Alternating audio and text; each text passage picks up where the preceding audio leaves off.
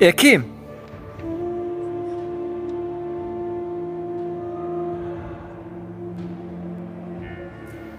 تو رو تبریک میکنم.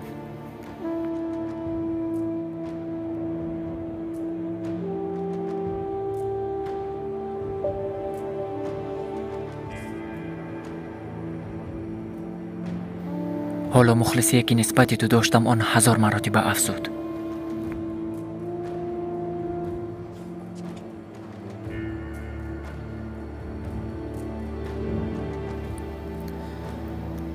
عقلت،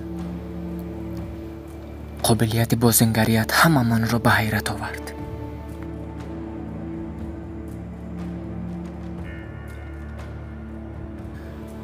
اما از همه زیاد مرا، مخصوصا آن چشمانت،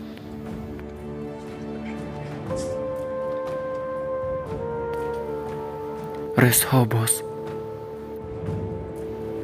و ساعتهای به حساب به این چشمهای زیبا نگاه کردم. من چه خیلی نفهمیدم میگویم، چه خیلی دیده نتوانستم.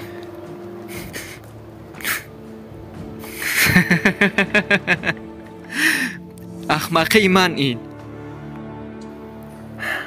زیباگیت عقلم را از سرم گرفته بود.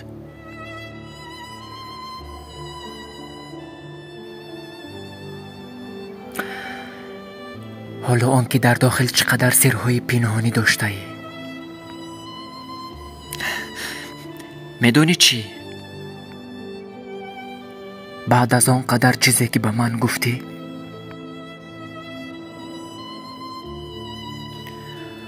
نوابسته از آن قدر دروغ‌هایت، در تمام چقری ها گلوگیر شده گم شده رفتن میخواهم.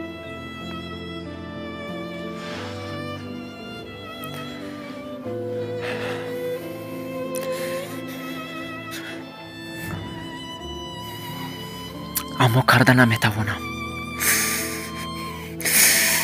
چرا میدونی؟